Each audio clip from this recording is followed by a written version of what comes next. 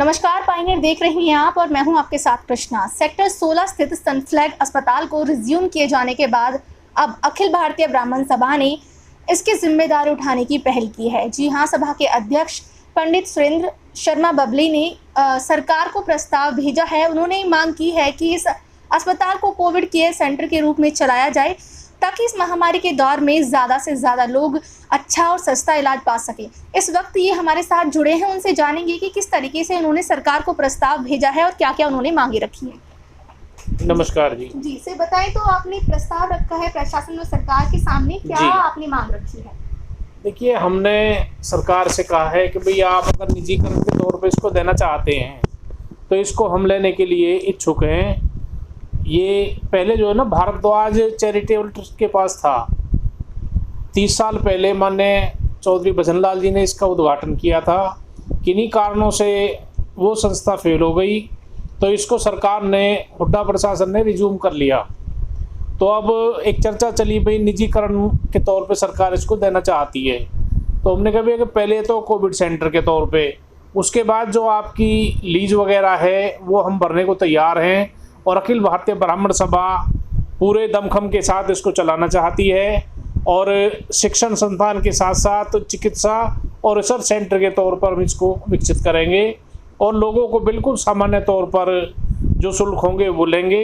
पूर्णतः लाभ के तौर पे हम इसको चलाएंगे, ना कि इसको हम मार्जिन के तौर पे चलाएंगे। जी, जिस तरीके से आपने सरकार के सामने प्रस्ताव रखा है, तो आपको क्या लग रहा है कि उस पर किस तरीके से आपको सब आंसर मिलता है, इसका जवाब मिलता है? देखो, सोच तो सकारात्मक है। सरकार से भी उम्मीद हमें है कि भाई ये शायद हमें सरकार दे दे और हम इसका पूर्ण रूप से परिपालन करेंगे और सरकार के जो नियम निर्धारण है उन पर हम खरे उतरने का प्रयास करेंगे।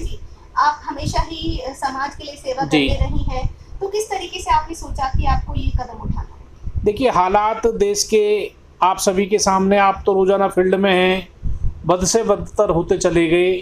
कहीं बेड नहीं, कहीं ऑक्सीजन नहीं। तो हालात के मुताबिक हमने ये देखा कि क्यों ना इसको हम अडॉप्ट कर लें और एक बढ़िया कोविड सेंटर के तौर पर इसको बना करके जनमानस की भलाई के लिए हम कुछ कर सकें। ऐसी प्रेरणा और भावना हमारे अंदर जागृत हुई। जी, तो अभी आपको क्या लग रहा है कि फरीदाबाद में जिस तरीके से कोरोना के केस लगातार बढ़ रही हैं और लगातार एक महामारी भी और दस्तक दे रही है, तो किस तरीके से फरीदाबाद के हालात आपको नजर आ रहे हैं? देखिए, जागरूक होना पड़ेगा, प्रशासन को कमर कसनी होगी। लापरवाही से बिल्कुल, जैसे कहते हैं ना, कई कोस दूर हमें भागना पड़ेगा और जनमानस की भलाई के लिए सरकार को भी और सामाजिक धार्मिक संगठन जो काम कर रहे हैं उनको चाक चौबंद होना पड़ेगा ताकि इस बीमारी से हम विजय प्राप्त कर सकें। जैसा कि आप सुन रहे थे सुरेंद्र शर्मा बबली जी को, जिन्होंने बताया कि इस महामारी के दौर में अगर इस अस्पताल की बागडोर इनको मिलती है तो इस महामारी के समय में जरूरतमंद लोग इसका फायदा उठा सकेंगे और इस महामारी से मुक्त हो सकेंगे। कैमरा पर्सन नम्रता के साथ संवाददाता कृष्णा, पायनियर हरियाणा।